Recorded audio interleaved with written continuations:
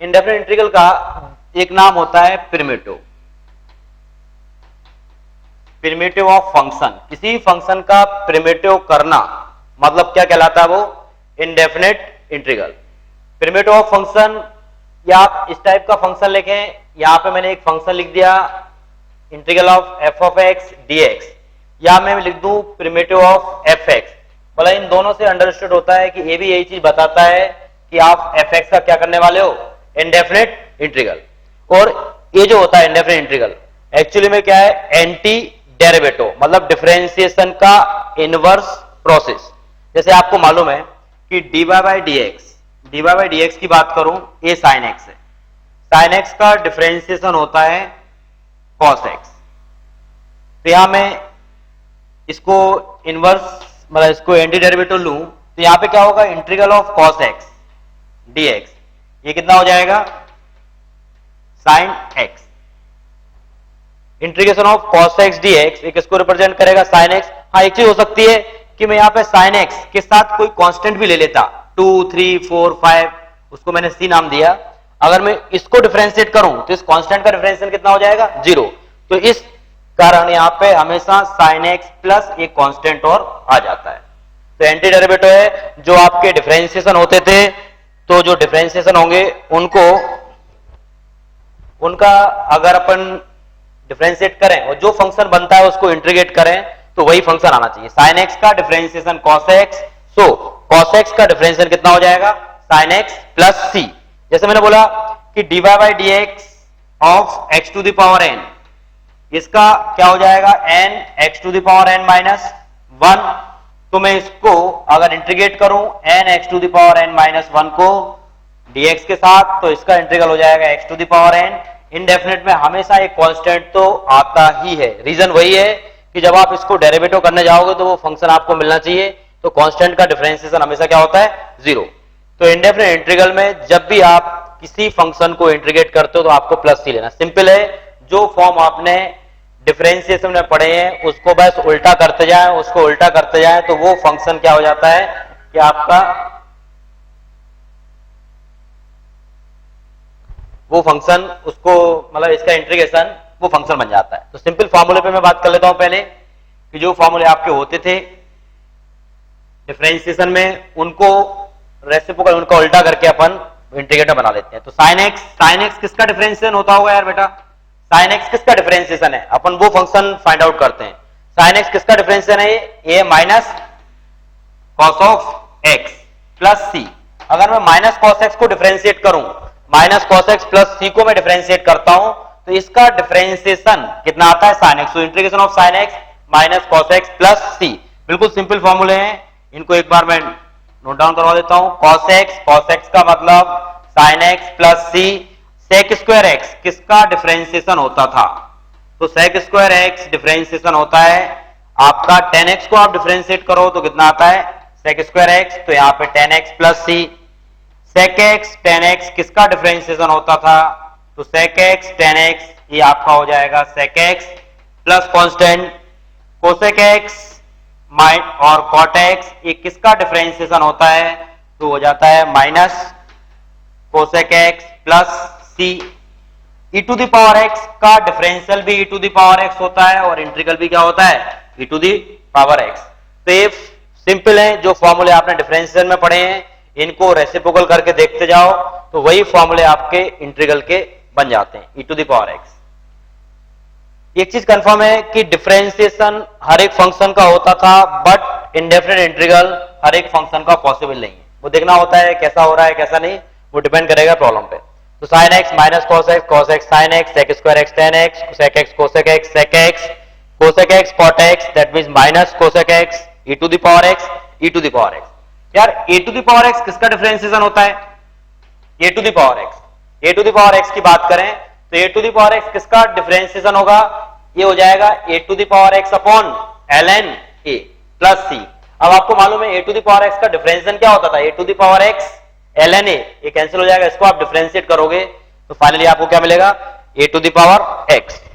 तो ये मतलब बहुत एलिमेंट्री फॉर्मूले हैं जो आपको पता होने चाहिए, हर बुक्स में दिए हैं, शुरुआत में आपको मिल जाएंगे कि जो डिफरेंशिएशन में जो फॉर्मूले चलते थे उन्हीं को अगर मैं बोलूं उनके रेसिप्रोकल को डिफरेंशिएट करूं तो इस टाइप से सारे के सारे फंक्शन बन जाते हैं, मतलब अल्टीमेट एंटी डेरिवेटिव।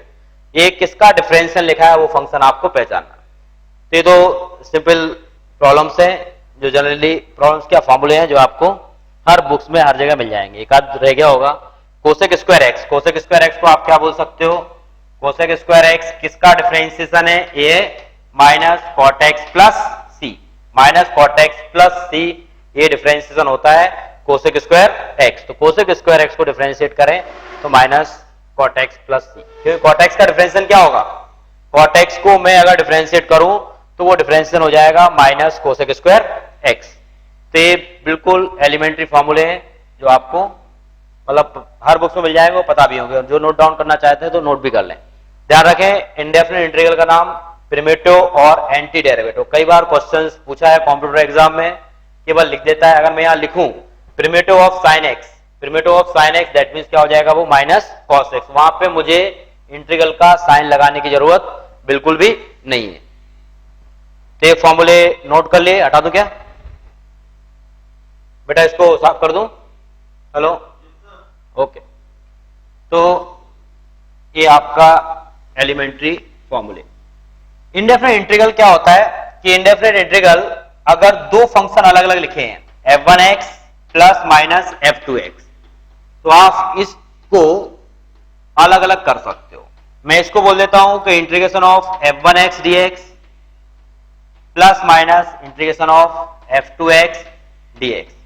दो फंक्शन अलग एडिशन या सब्ट्रैक्शन में लिखे हैं और अगर आप इसका इंटीग्रल करने जा रहे हो तो एडिशन और सब्ट्रैक्शन में अगर फंक्शन जो होते हैं उनको अलग अलग आप इंटीग्रेट कर सकते हो। फॉर एग्जांपल मैंने लिखा एक्स स्क्वायर प्लस एक्स इसका dx, तो अब मैं करना चाहूंगा तो ये क्या हो जाएगा x square dx plus x dx। अलग अलग x to the power n के लिए जो इंटीग्रल होता है तो x to the power n dx that means x to the power n plus 1 upon n plus 1 plus c। वही बात, ये किसका डिफरेंशिएशन है? सो एक्स स्क्वायर का कितना हो जाएगा आपका x cube by 3 plus x square by 2 और ये कांस्टेंट तो आएगा। मैं अगर c नहीं लिखता हूं तो आप अंडरस्टूड है वो कि कांस्टेंट होता ही है प्लस c। तो कभी भी एडिशन या सब्ट्रैक्शन में कोई फंक्शन लिखा है तो आप उनको अलग अलग कर लें, उनके डिफरेंशिएशन सेपरेट करके उनके डिफरेंशिएशन हो जाते हैं। ये आप इस तरीके से सॉल्व कर सकते हो, अलग अलग इंटीग्रेट कर दें तो एक्स स्क्वायर प्लस एक्स। कभी भी एडिशन या सब्ट्रैक्शन में जो भी फंक्शन है उनको आप इंटीग्रेट कर सकते हो। मैं एक आध दो प्रॉब्लम देता हूं, थोड़ा आप अटेम्प्ट लगाने की कोशिश करो उसको। मैंने लिखा x square plus x root x या x to the power 3/2 upon root x. इसको इंटीग्रेट करें तो इसका इंटीग्रेशन कितना आएगा? इसको जरा अटेम्प्ट लगाओ। तुम करो a to the power x into e to the power x, इसको जरा इंटीग्रेट करो। तुम करो dx upon sine square x into cos square x. इन प्रॉब्लम को जरा अटेम्प्ट लगाने की कोशिश करो फटाफट। X square plus x to the power 3/2 upon root x a to the power x into e to the power x dx upon sine square x into cos square x. बड़े ध्यान से करना क्या इसके आंसर्स आते हैं। ये into cos square x. कहीं अगर प्रॉब्लम आती है राइटिंग समझ में नहीं आया तो आप पूछना। First x square plus x to the power 3/2 upon root x a to the power x into e to the power x dx upon sine square x into cos square x. इसको attempt लगाओ।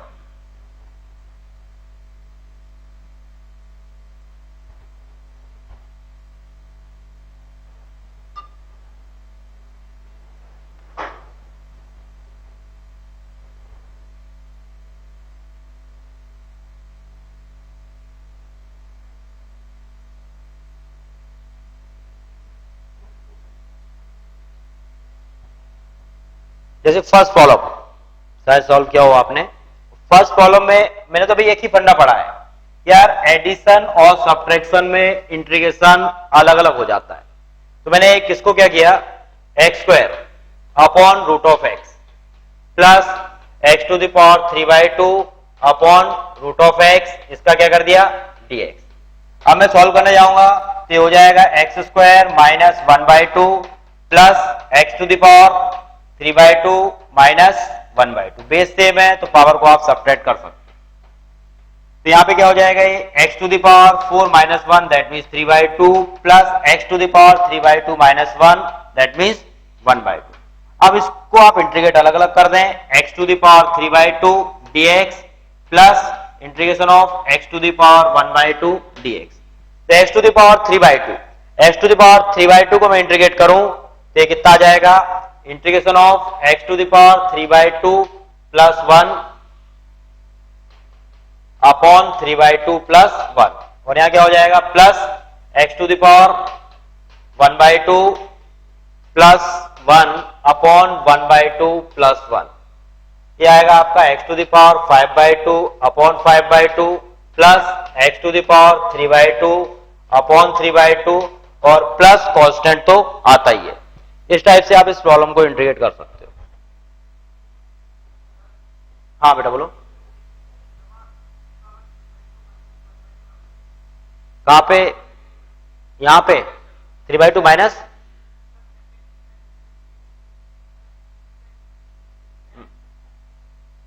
3/2 minus 1/2, बिल्कुल सही है, root ऊपर जाएगा और 3/2 minus 1/2 that means किस में कन्वर्ट हो जाएगा आपका 1, तो ये 1 हो गया, दैट मीन्स कितना आ जाएगा इसका x²/2, राइट, तो x²/2।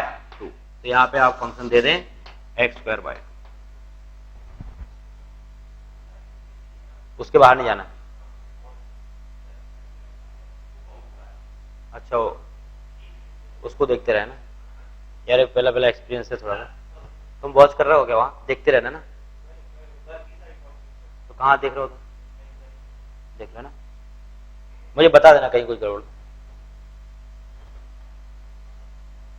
तो x टू द पावर ये इतना आ जाएगा आपका, ठीक है ना, सिंपल है यार, वो तो पावर को आप देख लो ना, जो भी पावर है 1/2 तो 1/2 जो भी है उसको आप सिंप्लीफाई कर लें और जनरली जो फॉर्मूले होते हैं उन फॉर्मूलों को अप्लाई करें, राइट। अब सेकंड प्रॉब्लम मैंने लिखा था a to the power x into e to the power x, तो a to the power x into e to the power x, ये क्या है, इसको मैं चाहूं तो ऐसा भी बोल सकता हूं, इसको तो अलग कर दूं ना, इसके बाद a to the power x into e to the power x, इसको मैं ऐसा लिख सकता हूं कि यार ये तो अलग अलग दोनों ये भी एक नंबर है कोई, ये भी एक नंबर है, तो इसको मैं a e whole to the power x लिख सकता हूं, a e whole to the power x। अब a e को मैं ऐसा ट्रीट करता हूं ना यार, ये तो कोई नंबर लिखा है, मान लो a का वैल्यू 2 है, ये तो 2 पॉइंट समथिंग है, तो इन दोनों को मल्टीप्लाई करोगे तो एक सिंगल कांस्टेंट बनेगा। तो उसके लिए एक सिंपल फॉर्मूला वर्क करेगा इसमें कि जो होता है a to the power x का इंटीग्रल क्या होता था, a to the power x upon ln a, तो यहां पे भी बस इसको आप कांस्टेंट की तरह ट्रीट करो, a की तरह ट्रीट करो पूरे को, तो ये क्या बन जाएगा a e to the power x upon ln a, ये आपका इस टाइप का प्रॉब्लम कन्वर्ट हो जाएगा। लास्ट वाला हो गया क्या, सॉरी लास्ट प्रॉब्लम अटेम्प्ट लगाया बेटा, क्या है इसका फाइनल आंसर, कुछ आ रहा है, dx upon sine square x into cos square x, क्या किया, क्या अप्रोच दी तुमने, सॉल्व कैसे करा, बोलो बोलो, क्या कैसे सॉल्व किया,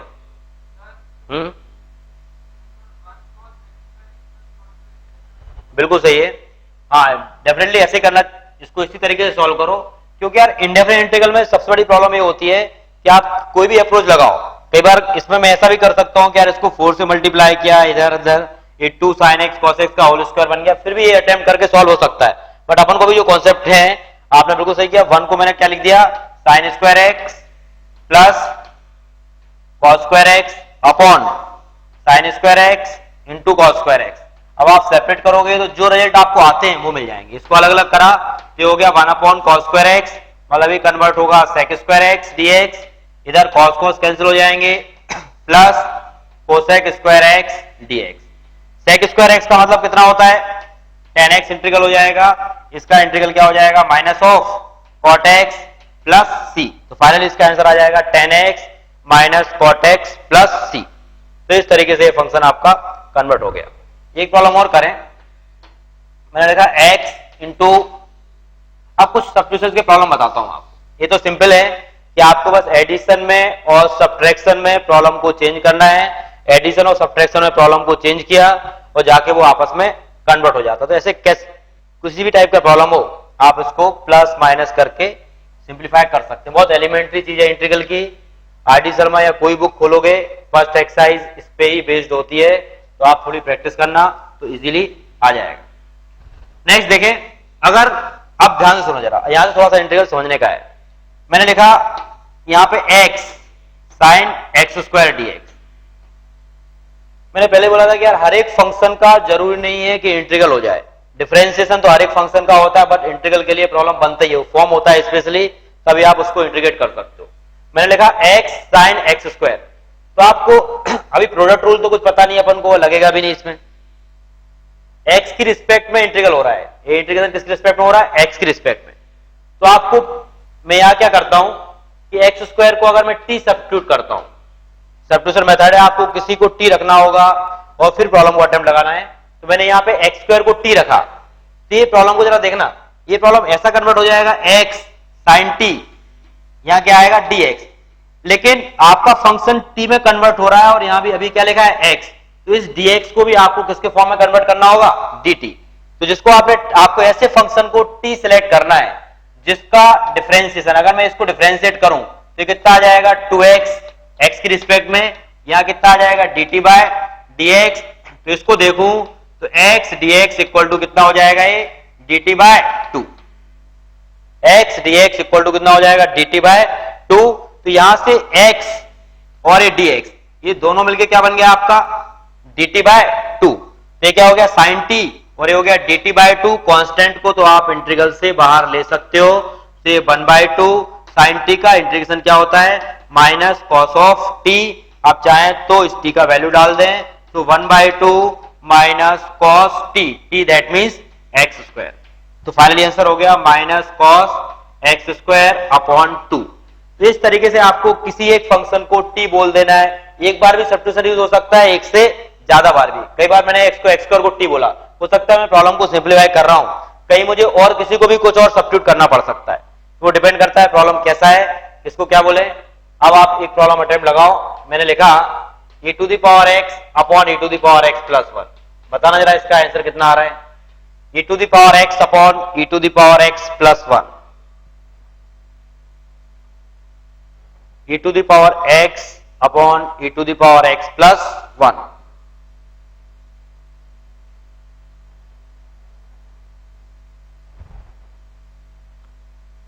हुआ क्या बेटा? e to the power x upon e to the power x plus 1।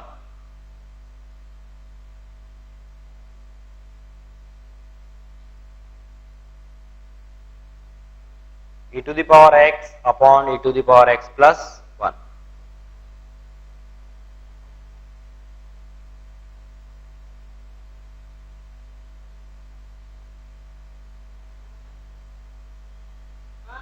हाँ बेटा बोलो।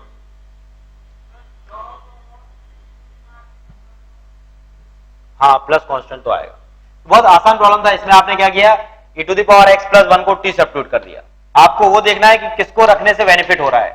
हर किसी को नहीं रखो, क्योंकि इंडेफिनिट के प्रॉब्लम में दिक्कत आती है कि जब आप, ये तो छोटे मोटे प्रॉब्लम है, जब आप प्रॉब्लम को सॉल्व करने जाओगे तो किसी को भी टी बोलने की इच्छा होगी, और अपन ने टी बोल दिया और फिर सिंप्लीफाई किया, लगता है अब आ रहा है अब आ रहा है, और कई बार प्रॉब्लम उलझ भी जाता है। अगर आपने बिल्कुल राइट पे और सही क्लिक कर दिया तो सकता है प्रॉब्लम विद इन सेकंड आ जाए, और अगर आप उलझना चालू होगे तो प्रॉब्लम में उलझते ही जाते हो।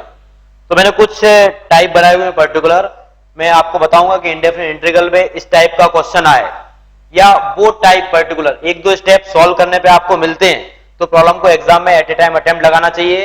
अदरवाइज आपको एक दो स्टेप करने पे भी नहीं सॉल्व हो रहा है तो प्रॉब्लम को वहीं पे मतलब उसको छोड़ दो, लास्ट में जब आपको टाइम मिलता है तब इंडेफिनिट का प्रॉब्लम अटेम्प्ट लगाएं। तो देखें यहाँ पे इस पर्टिकुलर केस में तो e to the power x plus 1 को t पुट किया आपने, तो कितना आया? e to the power x dx equal to dt। ये पूरा dt में कन्वर्ट हो गया। फाइनली कितना आ गया आपका? 1 अपॉन t dt और 1/t का इंटीग्रेशन कितना हो जाता है ln t प्लस कांस्टेंट जिसको आपने t बोला था उसको बोल दें तो ये आपका इसका इंटीग्रल हो गया। अब मैंने एक प्रॉब्लम और दिया आपको, यहां ध्यान से देखें। Integration of x 1 minus x to the power 2012 solve करो इसको। x into 1 minus x whole to the power 2012 इसका इंटीग्रल कितना आएगा? x into 1 minus x whole to the power 2012 इसको इंटीग्रेट करें।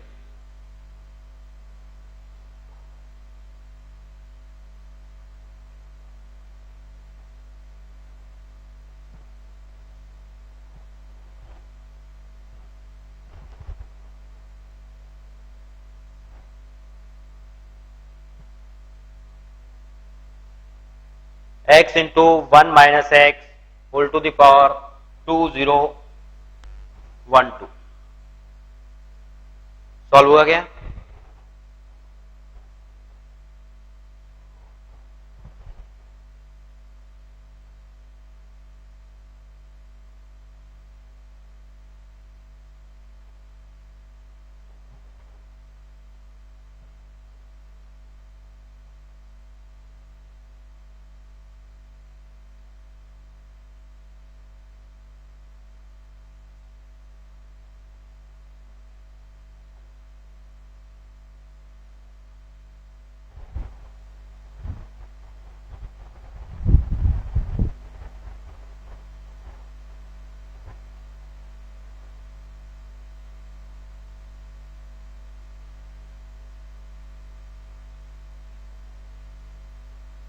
x into 1 minus x whole to, हाँ बेटा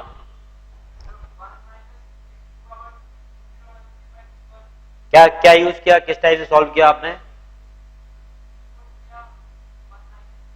बिल्कुल सही है। इसमें बाइनोमियल बाइनोमियल मत लगा देना, नहीं तो कई लोग बाइनोमियल से एक्सपाउंड करने की कोशिश करते हैं फिर सॉल्व करें। तो कोई पावर दी है तो आप इसको 1 माइनस एक्स को मैंने क्या बोल दिया t, ये क्या हो जाएगा माइनस dx, 1 का 0 dx, x को dx बोल देते हैं क्योंकि ये dt अपॉन dx होगा, यहाँ dt हो गया तो अल्टीमेट dx का वैल्यू कितना आ गया माइनस dt। तो dx तो माइनस dt में कन्वर्ट हो गया तो ये माइनस आया, ये तो आपका हो गया t to the power 2012, t to the power 2012। यहां पे बात करें तो x की वैल्यू मैं यहां से फाइंड आउट कर सकता हूं t की टर्म में, क्योंकि अब आपका प्रॉब्लम dt के फॉर्म में आया है।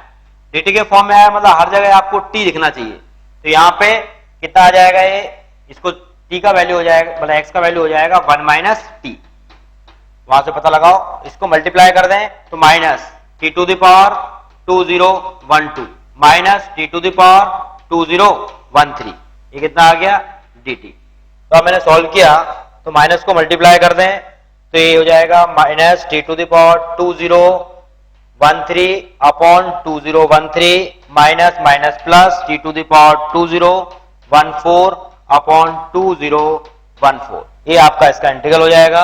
t का वैल्यू दे दो, t का वैल्यू कितना है 1 माइनस एक्स, तो 1 minus x 2013 upon 2013 plus 1 minus x to the power 2014 upon 2014, constant तो होगा ही प्लस सी, यही आ रहा था क्या बेटा?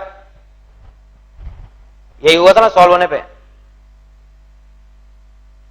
नेक्स्ट, ये तो सिंपल, आप आज जाके आर.डी. शर्मा या कोई भी एलिमेंट्री बुक उसको उठा के इस पे बेस जितना मैंने बताया अभी 2 से 3 एक्सरसाइज आपको मिलेंगी, ये पूरी की पूरी कर लेना। इंडेफिनिट इंटीग्रल में प्रैक्टिस से परफेक्शन आता है, जितनी ज्यादा प्रैक्टिस करोगे ना उतना बेनिफिशियल रहेगा। आप चाहो तो इस टाइप के प्रॉब्लम की मैं और प्रैक्टिस कराऊं क्या अभी, कि आगे नेक्स्ट कॉन्सेप्ट पे आ जाऊं? हेलो, नेक्स्ट कॉन्सेप्ट पे आते। ओके बेटा, आप देखें यहाँ पे, क्योंकि ये टी सब्स्टिट्यूशंस के टाइप के जिसको टी रखना है जेड रखना है, ये आपको हर बुक में मिलेंगे और हो सकता है स्कूल लेवल पे एलिमेंट्री चीज है, फिजिक्स वाले भी इतना कई बार बता देते हैं कि ये चीज तो आनी चाहिए, टी सब्स्टिट्यूट करो फिर सॉल्व हो जाता है। अब देखें इंटीग्रेशन ऑफ, बात करता हूं 10x का, 10x का इंटीग्रल कितना होगा? 10x की बात करें, क्योंकि 10x किसी का डिफरेंशिएशन नहीं होता था, मैं किसी को डिफरेंशिएट करूं और 10x आ जाए, वो फॉर्मूले अपन ने डिफरेंशिएशन में नहीं पढ़े, फॉर्मूले की टर्म में नहीं होता है। ऑब्वियसली किसी ना किसी का डिफरेंशिएशन 10x होता होगा, बट अब मुझे वो फंक्शन ढूंढना है। तो मैंने क्या किया, 10x को क्या लिख दिया, sin x upon cos x। तो ये sin x upon cos x, अब मैं इसको सिंप्लीफाई करूं तो मैंने क्या किया, cos x को t रखा। अब cos x को डिफरेंशिएट करूंगा तो कितना आएगा, minus sin x dx equal to dt। तो ये हो जाएगा sin x dx equal to minus dt। तो यहां पे देखें, ये बन गया आपका माइनस dt, ये क्या बन गया t, 1 upon T. 1 upon T किसका इंटीग्रल होगा, मुझे मालूम है यार, 1 अपॉन x डिफरेंशिएशन होता है किसका, ln x का। तो ऑब्वियसली 1 अपॉन x का इंटीग्रल भी कितना होगा, ln x। तो यहां मैंने t की टर्म में बात कर रहा हूं, तो ये कितना हो जाएगा, माइनस ln t, और t का मतलब कितना लिया मैंने, cos x। तो माइनस ln cos x, और cos x के ऊपर में किसकी पावर लगाता हूं, ये माइनस। तो log की property n log m, log m to the power n, ये माइनस ऊपर जाएगा, तुम समझ रहे होगे, ये log लिखो, इसको ये क्या हो जाता है, ln sec x। Natural log में इस ln sec x, तो इंटीग्रेशन ऑफ 10x, इस रिजल्ट को आप ध्यान रखें, इंटीग्रेशन ऑफ 10x dx क्या होता है, ln sec x बोलते हैं, प्लस कांस्टेंट तो रहेगा ही। सिमिलरली cot x को इंटीग्रेट करता हूं, तो cot x का इंटीग्रेशन, cot x को अगर अपन इंटीग्रेट करें तो cot x को मैं बोल सकता हूं cos x upon sin x। तो cos x upon sin x बोला। अब यहां पे sin x को आप t रख दे, sin x को मैंने t रख दिया, तो sin x का डिफरेंशिएशन कितना हो जाएगा, cos x dx equal to dt। तो यहां से निकल गया ये, मतलब कितना हो गया, 1 अपॉन टी dt, और 1 अपॉन टी का मतलब हो जाता है ln t। तो ये बन जाएगा आपका ln sin x plus constant. तो इंटीग्रेशन ऑफ cot x, इस रेट को भी आपको ध्यान रखना है, integration of cot x dx ये हो जाता है ln sin x plus constant. ये दो रेट आपको ध्यान रखना क्या होते हैं, क्या नहीं। Integration of 10x ln sec x, integration of cot x ln sin x plus constant. तो ये cot x और 10x के इंटीग्रेशन है। ये नोट कर लिया बेटा, अलग कर दो इसको, तुम करो sec x और cosec x के, जरा sec x और cosec x को इंटीग्रेट करके दिखाओ। sec x और cosec x का इंटीग्रेशन क्या होगा, इंटीग्रेशन ऑफ sec x और cosec x, sec x और cosec x के इंटीग्रेशन क्या होंगे, sec x dx और integration of cosec x dx, इन दोनों को अटेम्प्ट लगाओ, integration of sec x and cosec x। ये रिजल्ट है, रिजल्ट्स को आपको ध्यान भी रखना है। 10x का log of sec x plus c, cosec x का log of cot x plus c। अब इसकी बात करें अपन, जैसे sec x, मैं ही बता देता हूं, sec x को सिंप्लीफाई करने के लिए सबसे पहले ऐसे फंक्शन को sec x प्लस 10x को मैं न्यूमरेटर डिनोमिनेटर में मल्टीप्लाई डिवाइड करता हूं, sec x plus 10x dx। इसको मैंने न्यूमरेटर में मल्टीप्लाई भी किया और डिवाइड भी कर दिया। अब मैं अगर डिनोमिनेटर को t सब्स्टिट्यूट करूं, मैं बोलूं यार कि sec x प्लस 10x, इसको अगर मैं t रख देता हूं तो sec x का डिफरेंशिएशन कितना हो जाएगा, sec x 10x plus sec square x, ये पूरा dx आ जाएगा, और कितना हो गया आपका dt। यहां से मैंने sec x को बाहर निकाला, तो क्या हो जाएगा 10x plus sec x dx equal to dt। अब बात करें तो पूरा का पूरा डिनोमिनेटर को t पुट करने पे पूरा का पूरा न्यूमरेटर मिल जाता है। तो पूरा न्यूमरेटर मिला तो ये क्या हो गया 1 upon T dt। 1 upon T का फिर वही हो जाता है ln t, और t का मतलब आपने जिसको सब्स्टिट्यूट करा है उसकी वैल्यू डाल दो, तो ln sec x plus 10x, तो इसको आप ln sec x plus 10x की टर्म में लिख सकते हो। तो integration of sec x that means ln sec x plus 10x, log of sec x plus 10x, ये sec x का इंटीग्रेशन हो जाता है। sec x को अगर अपन इंटीग्रेट करें इसको इस टाइप से इंटीग्रेट कर सकते हैं।